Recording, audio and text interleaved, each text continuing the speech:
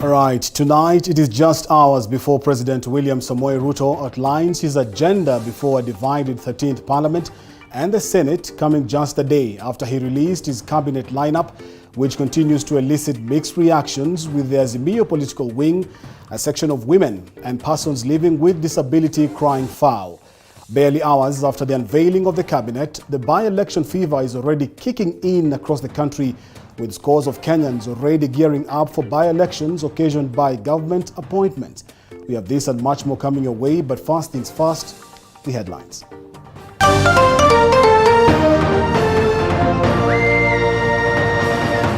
Tonight, President William Ruto chairs high-level talks that will see mobile money lenders slash their interest rates by up to 50%.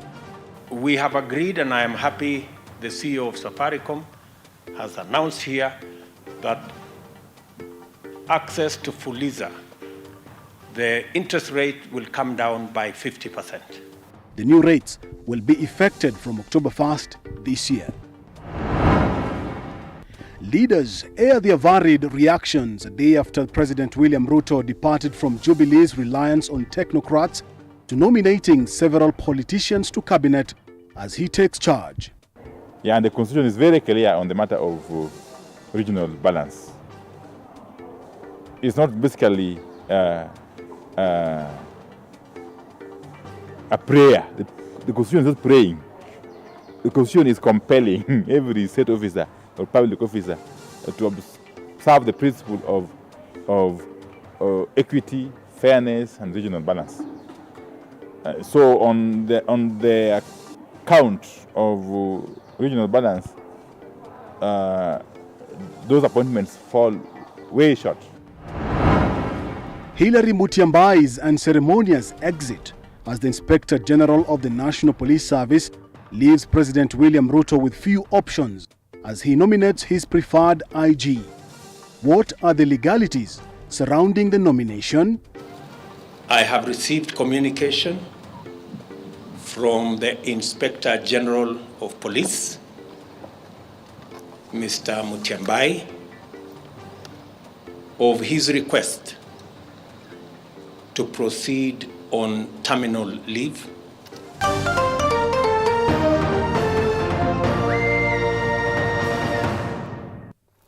All right, TV47 News Tonight begins right now. A very good evening to you and welcome aboard. My name is Kenneth Kazungu, and Wairimo will be handling the sign language interpretation tonight. Now, a day after President William Ruto unveiled his cabinet, many Kenyans continue expressing mixed reactions regarding the announcement. Lucky Ariano kicks off our coverage tonight. Very good. A day after President William Ruto unveiled his cabinet secretaries at the State House, Kenyans have aired their mixed reaction over the same. In Kilifi County, some residents didn't hesitate to express their joy for Aisha Jumwa's appointment as the cabinet secretary in charge of gender ministry. Aisha amesimama sana na William Samoei Ruto, amepigania sana na anadeserve hiyo seat. Wewe ndio rais wa kwanza katika historia kutambua pwani, kwa sababu tunakuta kwamba pwani hivi sasa tayari tuko na mawaziri wawili na pia tuko na yule spika wa bunge na tuko na akina Madzayo wakiwa yeye pia akiwa pale bunge ana uongozi pamoja na Owen Baya. The same can be said of those in areas such as Elgeyo Marakwet following the appointment of Senator Onesmus Kipchumba Murkomen as Cabinet Secretary for Transport, with residents expressing optimism that there will be development in terms of road constructions and infrastructure development. A lot of fruits. We believe, and the way Kenya Kwanza, manifesto of Kenya Kwanza, we are aware that according to the manifesto of Kenya Kwanza, there are quite a number of thousands of kilometers of the roads that are going to be made in Rift Valley, that are going to be made in Western Kenya, that is going to be made in Northeastern. And now the person who is going to steer the dream of implementation of the manifesto of Kenya Kwanza in terms of infrastructure is our very own son, Onesmus Kipchumba Murkomen. The sentiments are contrary with what Lamu residents feel. Some of them say that they were given few slots at the coastal region, urging President William Ruto to add them some more. Si hazikututosha. Tunapata kututosha, at least pwani tungepewa, sababu pwani ukiangalia sisi tuko county 6 ndani ya pwani. At least wangetupea kila county watupe nafasi moja at least hapo, na sisi tungejiona kama wakazi ya pwani kwamba tuna mchango kwa serikali ya William Samoei Ruto. As per the Constitution, Chapter 9, Article 152, after the vetting process is done by the members of the Parliament at the National Assembly, a cabinet secretary will take oath of office before assuming to office. Lucky Heriano reporting for TV47. Ruto has once again asked for the review of the Credit Reference Bureau framework, which he has termed as arbitrary and punitive, and has blocked many borrowers from credit access.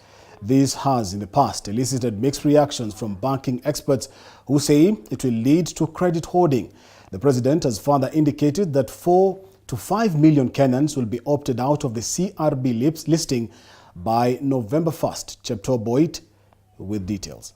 It's a sigh of relief to Kenyans after Safaricom gave Fuliza customers a waiver of 40% that they will enjoy as free daily maintenance fee for the first 3 days of borrowing after borrowing money for transactions below 1,000 shillings. The move by Safaricom has been lauded by President William Ruto, who says the 50% overall deductions in Fuliza, a project that has taken Kenyans by storm and has attracted more than 20 million customers, will benefit more Kenyans. Access to Fuliza, the interest rate will come down by 50%. That is a step in the right direction. And many people will benefit from this step. After we observed that our customers would within 2 days repeat 50% of the M-Pesa transactions that had failed due to lack of funds. Fuliza therefore empowers a customer to complete the transaction when they need to, rather than postpone and miss the opportunity. That the original intent for Fuliza to be a short-term facility for 4 to 7 days has evolved.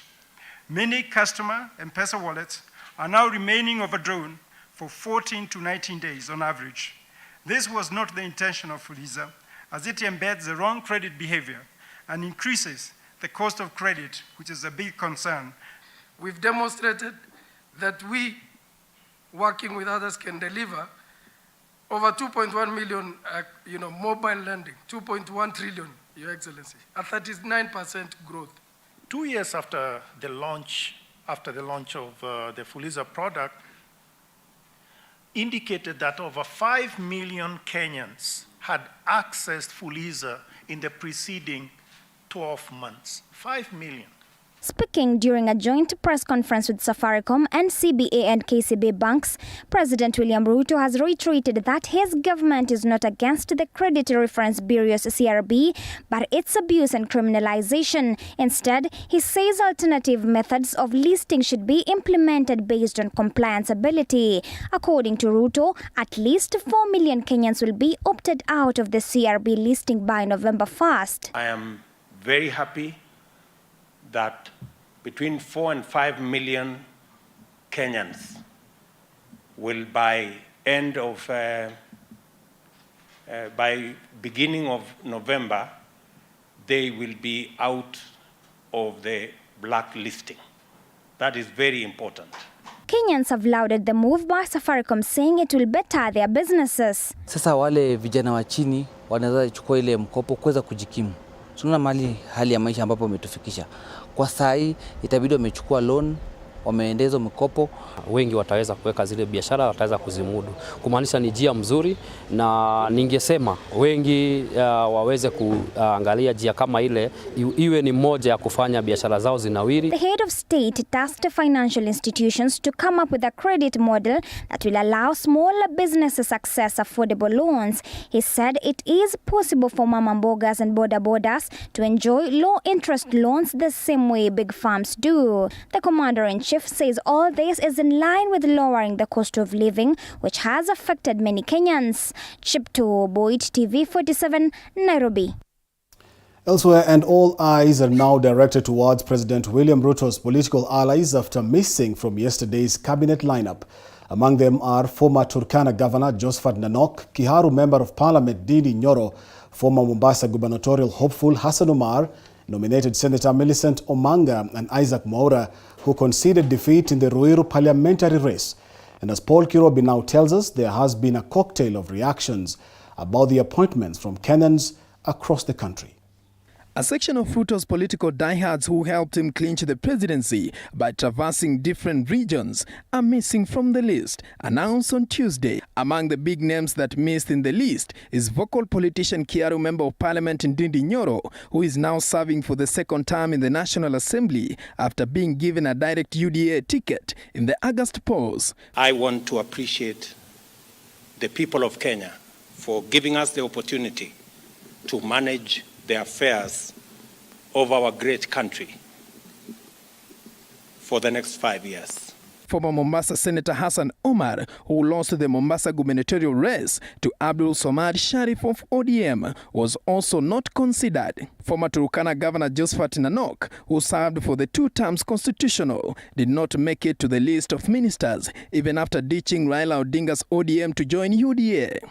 Some residents from Turkana region had wished Nanok could have been given the energy and petroleum docket or the internal security docket to curb the issue of insecurity that has been affecting the region. Former Laikipia woman representative Ketu Aruguru, who lost in the UDA nomination race against his close competitor Amin Dedi Mohamed, also never got a chance despite lobbying to have a share in Ruto's government. Nominated Senator Isaac Mwaura, who was expelled from the Jubilee Party before being readmitted in the Senate during the tenure of former President Uhuru's government after he openly threw his support behind President William Ruto, was nowhere to be seen. Former Kakamega Senator Cleophas Malala, who drummed up support for William Ruto in Kakamega region, also did not make it to the list. Pundits argue that Ruto's move to name his cabinet was pegged on performance of those he picked and their loyalty. Others who also did not make it to the cabinet despite performing major role in Ruto's campaign is former Nairobi Governor Mike Sonko, former Migori Governor Okoth Obado, Farmers Party leader Irungu Nyakera, economist David Ndii, among others. It is now a matter of wait and see on whether they will be given any other powerful seats in government.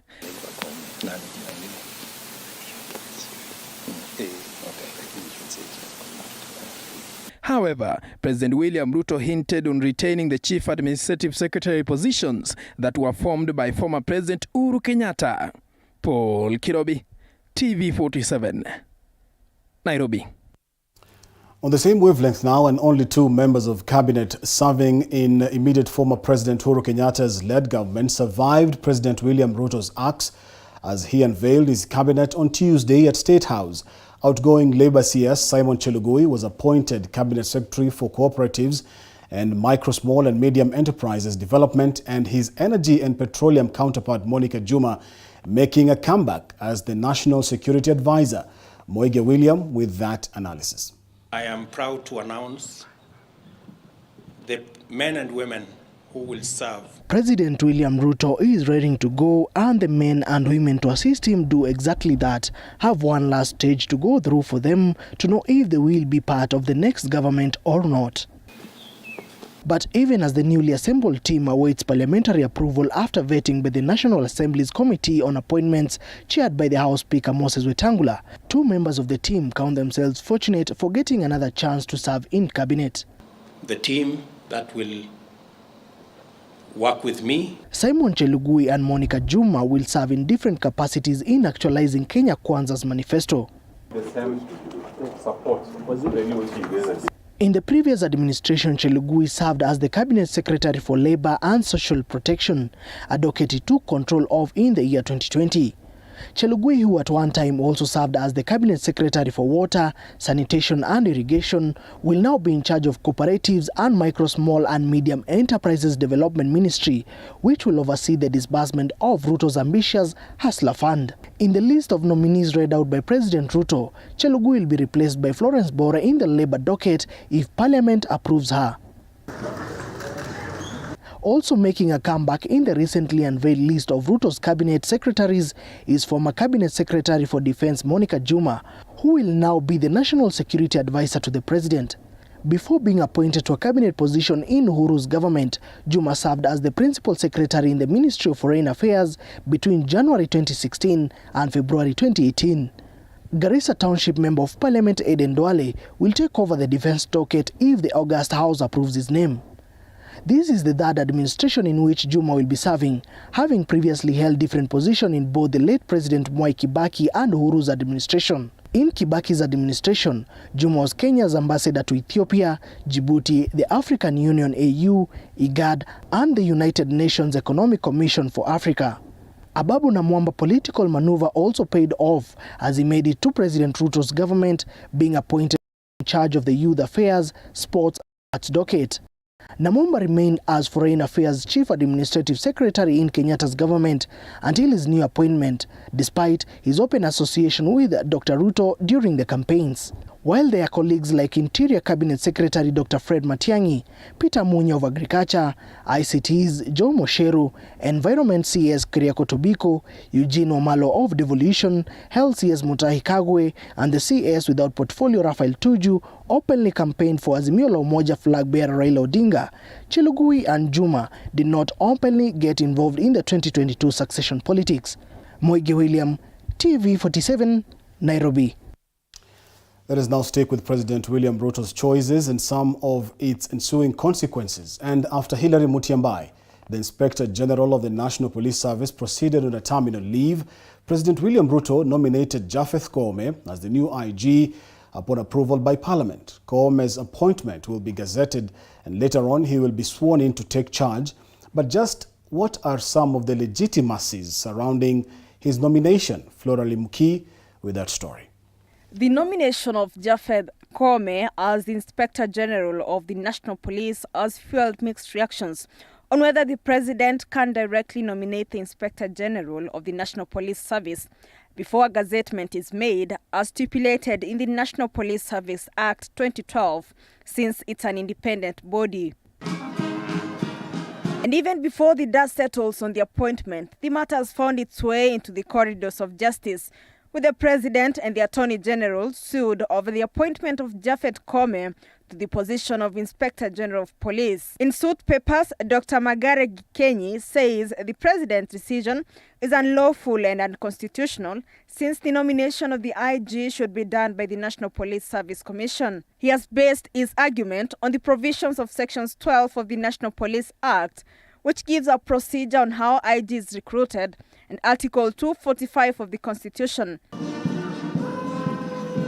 It is important to note that in 2014, former President Uhuru Kenyatta assented to law the revised National Police Act 2014 on the appointment of the IG, giving the President the mandate to directly nominate the Inspector General.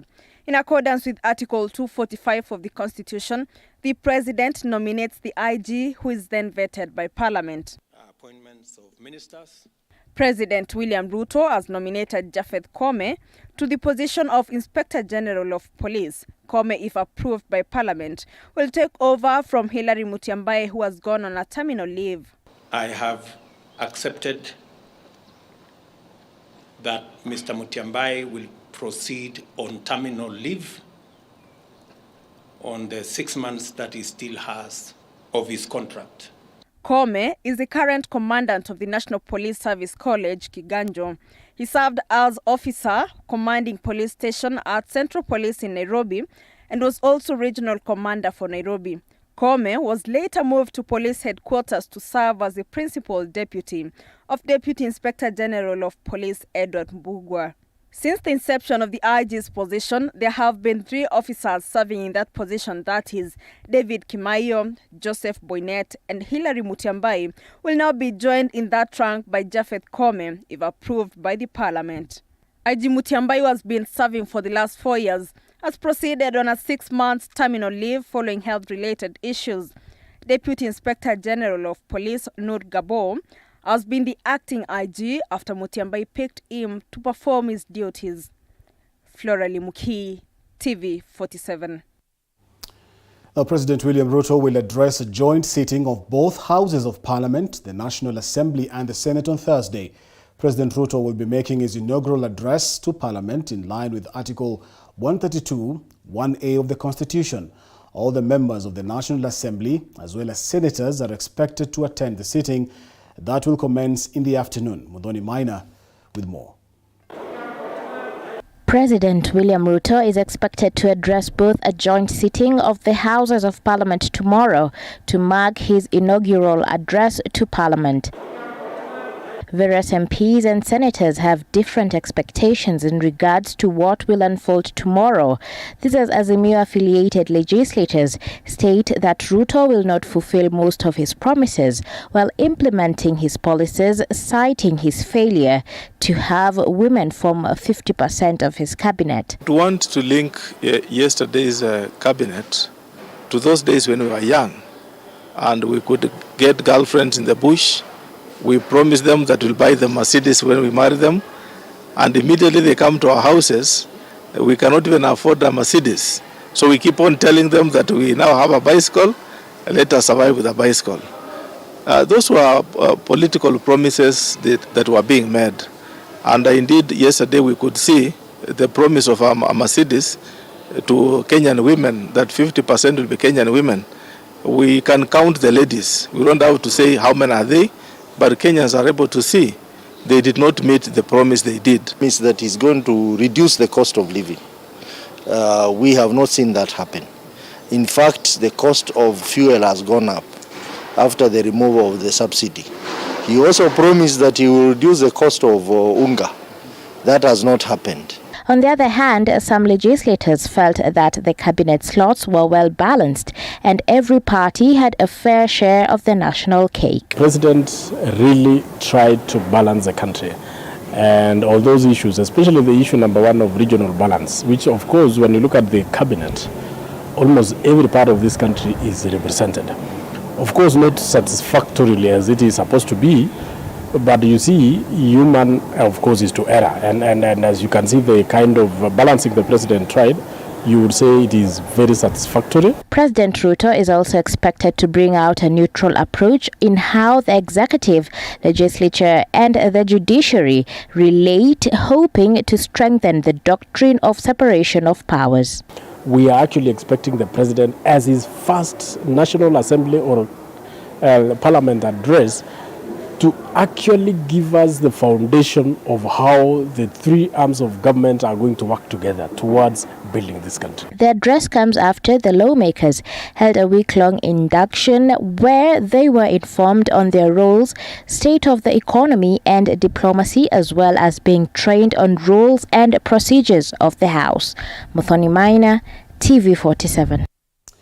All right, keep it TV 47 all day Thursday for President William Ruto's inaugural address to both houses of Parliament.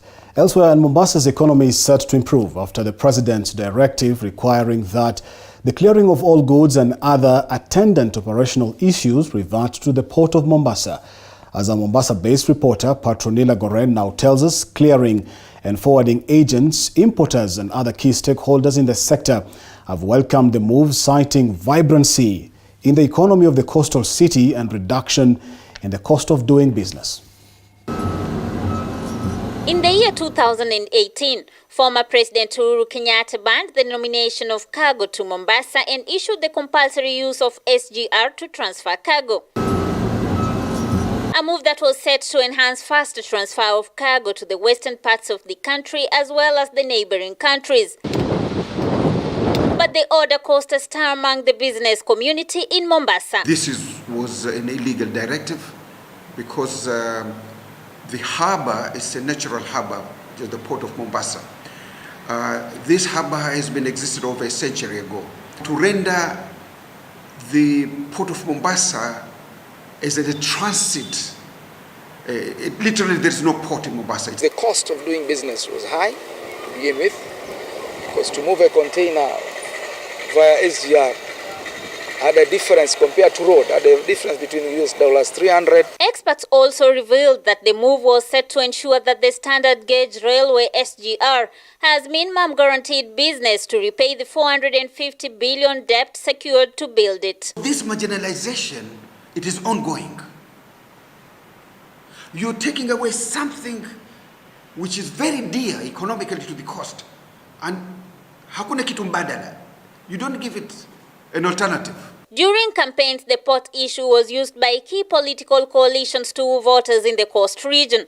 But President William Ruto's directive at his inauguration day, promising to revert cargo clearance services from Naivasha dry port back to Mombasa, was overwhelmingly lauded by Mombasa residents. I will be issuing instructions for clearing of goods and other attendant operational issues to revert to the port of Mombasa, as I made a commitment. Businesses are going to, start blossoming again, and all related services, be it warehousing, grilling, be it the people who deal with the spare parts, tires, restaurants, all the related people dependent on the people who work in the port. The Kenya Ports Authority Acting Managing Director Ambassador John Mwangemi, through a notice dated 26th September, advised all shipping lines and agents that importance documentation of place of clearance and mode of transport for their goods shall be at their choice. The notice further advises shipping lines to facilitate the importer's nomination of place of clearance, a process that is normally done through a bill of lading. So what does this mean to the economy of Mombasa? The directive came last week, then they will start seeing the life changes in another 2 weeks. It might take a couple of months, definitely. And for this directive to be effected, it means from now on, when people now order their goods from outside, then the implementation, it will be seen probably another 2 or 3 months from now. According to a section of stakeholders, the choice of place and mode of transport for transfer of cargo will offer free competition in the market for rail, port, road, container freight stations and inland container depot, which will bring free level ground of doing business, bringing an end to the previous monopoly. If the government wants to make it cheaper, so they must compete with everybody. If I have my container, I will decide which mode of transport I want. It is not for the government to set up rules and tell me, no, you cannot do A, do B. It's like telling people, don't fly any other airlines except Kenya Airways, because that's government property. They can't do that. As Mombasa residents applaud the directive, Naivasha residents are of the contrary opinion. Kama ingekaa tungeona venye kunaendelea, lakini imetoka haraka sana. Angetulia kidogo ama azubiri kidogo tuone kama tunaweza pata kazi. It is a very big to us. That port had created so many vacancies and employment. People had developed that place. For example, you look at the buildings that have come up there. What if the port is gone to back to Mombasa? What are they going to use with those houses? Sasa watu wa Naivasha wajue hii maneno matatu: market forces, freedom of choice, of place of delivery and clearance, and of place of mode of transport. Hiyo tu ndio naomba waeleza vizuri watu wa Nairobi na Mombasa na Naivasha kwamba hakuna mtu amedhulumiwa hapo. It is a matter of time before Mombasa residents start reaping back from the presidential directive, with the hope that soon the ailing coast region economy will be back on its feet. Patronila Goren for TV47 in Mombasa County. All right, at this particular point in time, TV47 News Tonight takes its very fast short break. We'll be back with many more other stories on the other side. You want to stick around for that.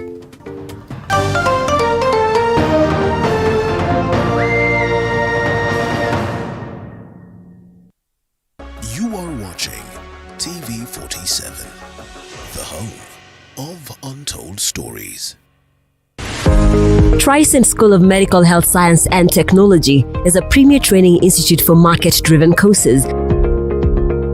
With state-of-the-art facilities, competent and dedicated members of staff, and linkages with the medical industry, you are assured of a bright future when you study with us. Enroll today in our campuses at Juja, Nairobi West, Kisumu, and Homa Bay. Usiyakubalie maumivu ya misuli kukatiza ratiba yako. Kaluma Pain Balm ni dawa ya kusugua iliyotengenezwa kutoka kwa miche maalum ili kutuliza maumivu ya misuli. Kaluma Pain Balm. Maumivu yakizidi, pata ushauri wa daktari. This fall, a new dawn rises in the Kenyan and Disability is not only limited to physical disorder but also mental issue.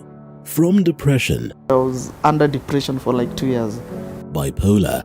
Bipolar disorder is a mood disorder. And even suicidal thoughts. When I was just about to hang myself, a certain voice just talked to me, and I believe that was God. I tried suicide more than 6 times. Beyond the Limit has gone beyond its limit to find answers so as to help everyone go through life with ease. Join Muthoni Maina every Saturday at 7:30 p.m.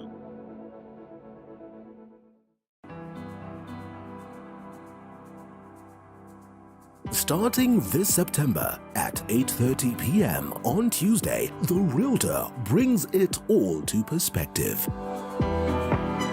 We identify a property, discuss and demonstrate the journey towards ownership.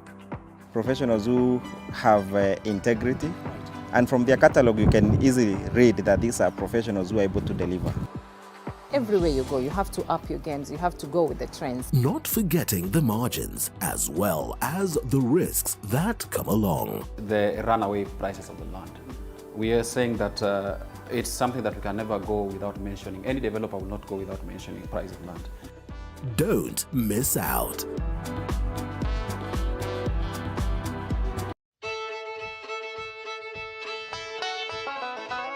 Do you want the latest news on farming? We've got the WikiLeaks for you. Get it? No?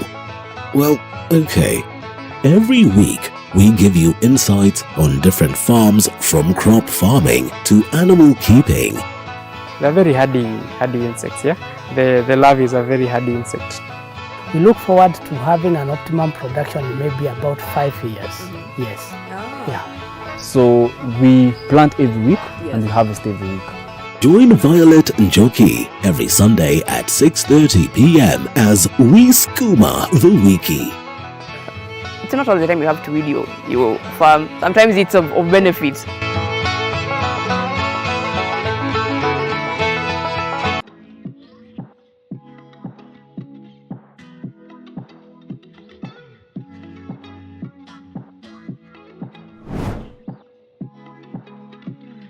Starting this September at 8:30 p.m.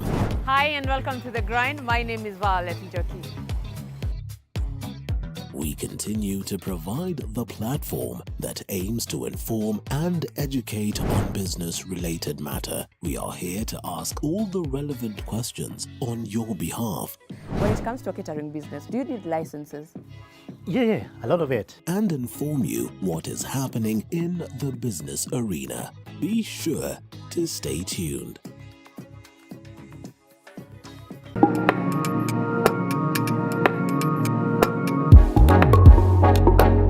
All week, you look forward to the weekend. And we are here to help you make the most of it.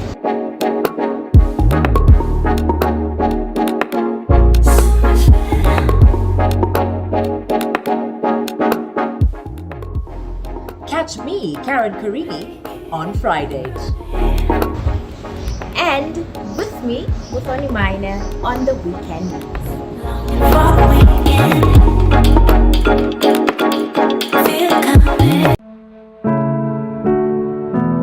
Disability is not only limited to physical disorder but also mental issue. From depression, I was under depression for like 2 years.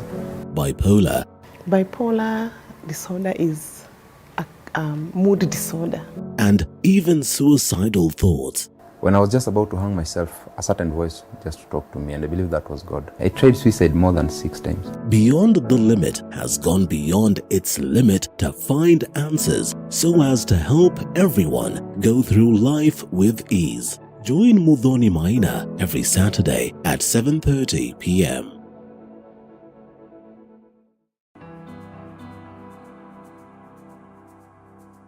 Starting this September at 8:30 p.m. on Tuesday, the Realtor brings it all to perspective. We identify a property, discuss and demonstrate the journey towards ownership. Professionals who have integrity, and from their catalog you can easily read that these are professionals who are able to deliver. Everywhere you go, you have to up your games, you have to go with the trends. Not forgetting the margins as well as the risks that come along. The runaway prices of the land. We are saying that it's something that we can never go without mentioning. Any developer will not go without mentioning price of land. Don't miss out.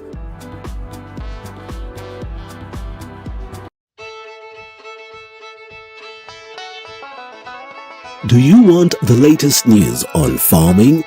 We've got the WikiLeaks for you. Get it? No? Well, okay. Every week, we give you insights on different farms from crop farming to animal keeping. They're very hardy insects, yeah? The larvae is a very hardy insect. We look forward to having an optimum production in maybe about 5 years. Yes. Oh. Yeah. So we plant every week and we harvest every week. Join Violet Njoki every Sunday at 6:30 p.m. as we skooma the wiki. It's not all the time you have to read your farm. Sometimes it's of benefit.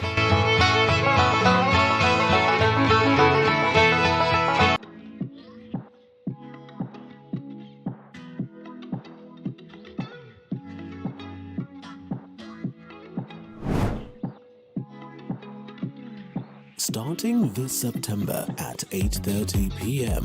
Hi and welcome to The Grind. My name is Violet Njoki. We continue to provide the platform that aims to inform and educate on business-related matter. We are here to ask all the relevant questions on your behalf. When it comes to a catering business, do you need licenses? Yeah, a lot of it. And inform you what is happening in the business arena. Be sure to stay tuned.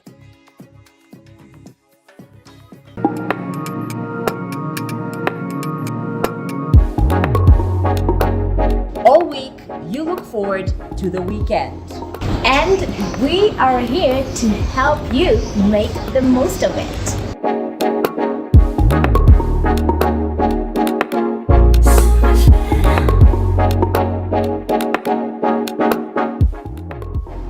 Catch me, Karen Karini, on Fridays. And with me, Muthoni Maina, on the weekend.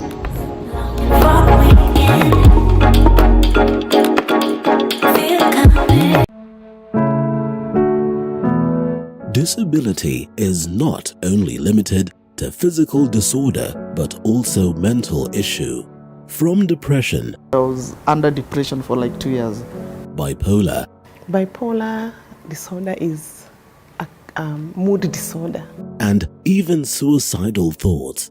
When I was just about to hang myself, a certain voice just talked to me, and I believe that was God. I tried suicide more than 6 times. Beyond the Limit has gone beyond its limit to find answers so as to help everyone go through life with ease. Join Muthoni Maina every Saturday at 7:30 p.m.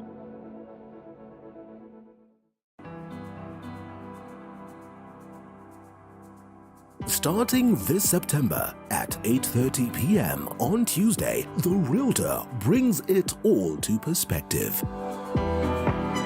We identify a property, discuss and demonstrate the journey towards ownership. Professionals who have integrity, and from their catalog you can easily read that these are professionals who are able to deliver. Everywhere you go, you have to up your games. You have to go with the trends. Not forgetting the margins as well as the risks that come along. The runaway prices of the land. We are saying that it's something that we can never go without mentioning. Any developer will not go without mentioning price of land. Don't miss out.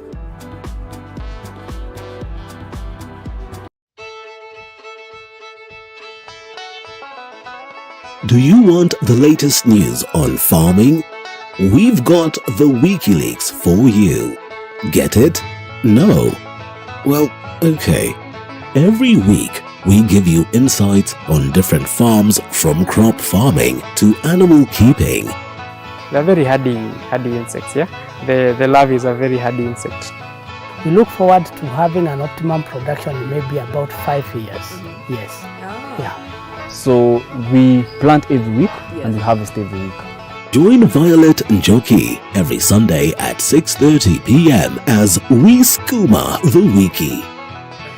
It's not all the time you have to read your farm. Sometimes it's of benefit.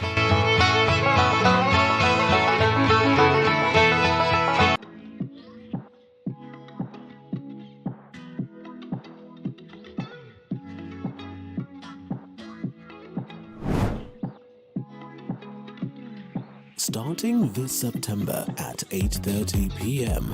Hi and welcome to The Grind. My name is Violet Njoki.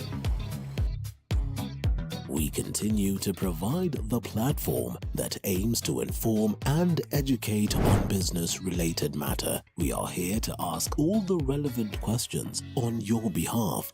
When it comes to a catering business, do you need licenses? Yeah, a lot of it. And inform you what is happening in the business arena. Be sure to stay tuned.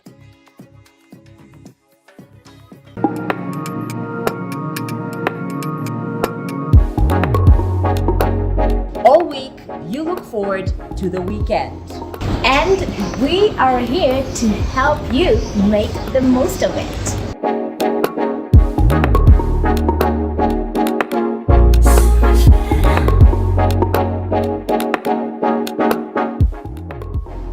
Catch me, Karen Karini, on Fridays.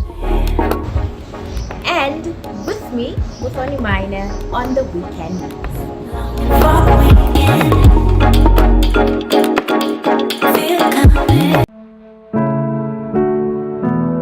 Disability is not only limited to physical disorder, but also mental issue. From depression, I was under depression for like 2 years. bipolar, Bipolar disorder is a mood disorder. and even suicidal thoughts. When I was just about to hang myself, a certain voice just talked to me, and I believe that was God. I tried suicide more than 6 times. Beyond the Limit has gone beyond its limit to find answers so as to help everyone go through life with ease. Join Muthoni Maina every Saturday at 7:30 p.m.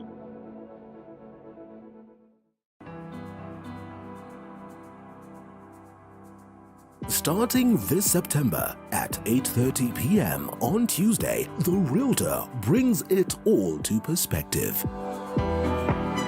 We identify a property, discuss and demonstrate the journey towards ownership. Professionals who have integrity, and from their catalog you can easily... Yeah. So, Your Excellency, I'm very happy that they have been able to come and want to welcome them. When we agreed on this meeting, we said... Chama cha Mashinani Party Secretary General Albert Koshei has submitted his resignation from the party and is set to join the United Democratic Alliance Party with the aim of contesting for the senatorial seat in Elgeyo Marakwet. Now, the by-election is looming following Kipchumba Murkomen's nomination for the position of Cabinet Secretary for Roads, Transport and Public Works in the Cabinet lineup unveiled by President William Ruto on Tuesday. So far, the senatorial seat has attracted up to 30 aspirants, including former Elgeyo Marakwet Governor Alex Tolgos, former Marakwet West MP William Kisang, former Keyo South MP Jackson Kiptanui, Elgeyo Marakwet NAT Branch Secretary John Cheberi, among others.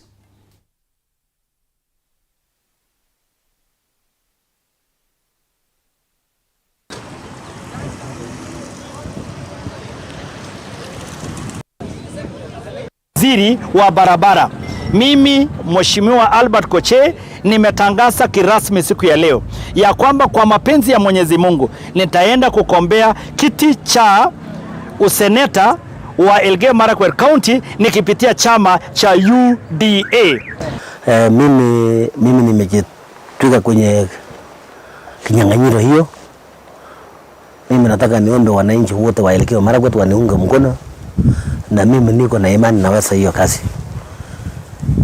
yako represent Elgeyo Marakwet katika Senate. Mtu yeyote ile si tunapenda kama wananchi wa Elgeyo Marakwet County yenye ataleta sura kwa Kenya msuma, sio ile mwenye anaweza kuwa kifinafsi, ile mwenye tunaona hii atakuwa kiongozi bora na ataongoza wananchi sawa sawa.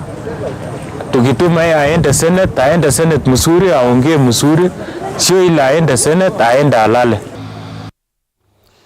As Kenya joins the rest of the world in commemorating the International Day for Universal Access to Information, a section of stakeholders have congregated in Bungoma in a bid to educate residents on how they can gain access to vital information.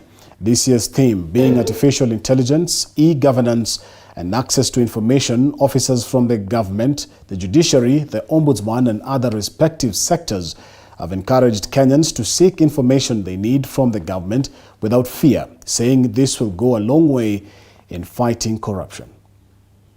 Including the pressmen and the presswomen, so that they carry out investigative journalism using access to information. Today's theme is on access to information, e-governance, and artificial intelligence. To talk to wananchi on how access to information should be cascaded down to the grassroots level.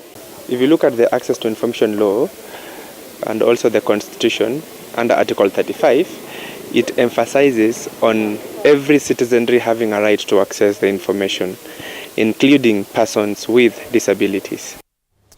Moving on, and Murang'a County Governor Irungu Kang'ata has promised to look into his county workers' welfare by ensuring that their pay is not delayed and that they will get promotions in good time as prescribed by the law. Governor Kang'ata was speaking during a head count exercise to weed out ghost workers who have been getting paid by the county illegally. The county has over 4,000 workers who have been taking home about 4 billion Kenya shillings, with the governor saying that this is way above the recommended wage bill. Murang'a County has a wage bill of about 4 billion per annum. If we do a physical verification, there is likelihood we will find some dead employees who are still on the payroll, and some employees who have left station who are still on the payroll. So the best way to clean up our payroll is to do a physical count and also to scrutinize the documents that were tendered by the county, by the employees to the county, to see whether they are okay. We will be able to net all the ghost employees of the county, which in essence will lead to savings in the wage bill of the county and make the services and the remuneration of our employees better. The activity is extremely important to motivate our workers to raise the revenue for Murang'a County. The revenue for Murang'a County is extremely low. It's going to less than 500 million per year. And we are supposed to be at around 1.5 billion, so that we can be able to pay our people or to be able to facilitate as a county the operations, which goes to around 1.5 billion. National Safe Abortion Day today. Stakeholders in the reproductive health sector in the country are urging the government to come up with policies to encourage the community access good health services. Chichi Josephine with that report. According to Reproductive Health Champion Organization representative Martin Lunalo, who was speaking during a community sensitization forum, teenage pregnancy and unsafe abortion cases have been on the rise in Nakuru County and have contributed to high mortality in the county. Wasichana wengi sana wa makamo ya chini ya miaka 24 wana afya mimba, ikiwa na watoto ambao wafaa kuwa shuleni, na wana afya mimba kwa njia ambayo haistahili, njia ambayo sio ya kihospitali, and it has really contributed to high maternal mortality in this county. We are here to just make sure that the members of the public understands the gravity of this problem. Evelyn Werimu noted that there is need for creating awareness among women on issues of reproductive health, as many women and girls have died due to unsafe abortion. In recent years, issues of unsafe abortion within our community has been very rampant, and we've had women and girls succumbing to death due to unsafe abortion cases. So what our work is to create awareness amongst women and girls in our community, tell them the dangers of unsafe abortion and the importance of seeking medical services. Kama kanisa tunahusika sio tu katika swala za kiroho, lakini pia katika swala hizi ambazo zimeathiri mpaka kanisani, kwamba kupatikana kwa mimba sio jambo ambalo ni geni.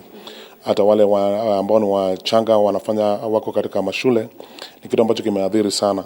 Na ni janga ambalo limekuwa kuu kabisa, na ni janga ambalo linahitajika kuangaliwa kwa undani na kwa karibu kabisa na kupewa kipaumbele. The government and the church have been urged to intervene and give progressive legislations and policies to reduce the rate of HIV infections among the youth. If you are seeing girls dying because of unsafe abortion, that is still a crisis. How will we ensure that our government is coming up with progressive legislation and policies that will reduce this problem? How will we see reduction of new HIV infections amongst the young people? Chichi Josephine, TV 47. Now, in a bid to reduce cases of absenteeism, especially among learners from poor backgrounds, the Nyambara National School in Nyamira County has come up with ways of sourcing funds from donors and well-wishers to cushion the bright but needy learners. As learning institutions reopened for the third term this week, Nyambara National School Deputy Principal Onesmus Onguti clarified that the school has identified extremely needy learners who will be beneficiaries of the program. This, they say, is to ensure that the school registered superb results in the Kenya Certificate of Secondary Education. Because it's the government policy that all students should be in school, and we are actually trying to operate within the government policy. What we normally do in our school here, we normally don't send students home. What we do, we talk to the parents, because we have various platforms in which we talk to our parents, and we also seek for sponsorship from various organizations. Quite a number of our students are sponsored by Equity, Elim Scholars, we have a KCP Foundation, and very many other non-government organizations which are sponsoring our students. I know there are students who have challenges of school fees, but we find ways of talking to their parents, and maybe we look for well-wishers so that the boys can remain in school. Our hope is that this time we want to have every student in school, and especially the Form 4s, because this is their last leg, and we want to make sure that all are on board so that they can finish strong. We are doing most of our buildings at a story, and we believe that is going to help us to meet the big number of students we are expecting. Over the years, the school has been doing well. We have been taking a large number of students to university. In fact, last year we almost took everybody to university. Out of the 580 who did KCSE, 567 made it to. To the world of sports now, and President William Ruto earlier on today called upon the Central Bank of Kenya Governor Dr. Patrick Njoroge to moderate the online betting companies which are operating without paying the requisite taxes. Speaking during a joint press conference with Safaricom, Kenya Commercial Bank and NCBA CEOs, the president said some of the betting companies are operating in unregulated space, as he echoed Governor Njoroge's efforts of bringing betting companies into a regulation space. I'm also happy, Governor, that you are bringing into the regulation space our online betting companies. Because we also want them to pay taxes. At the moment they are operating in a space that is opaque.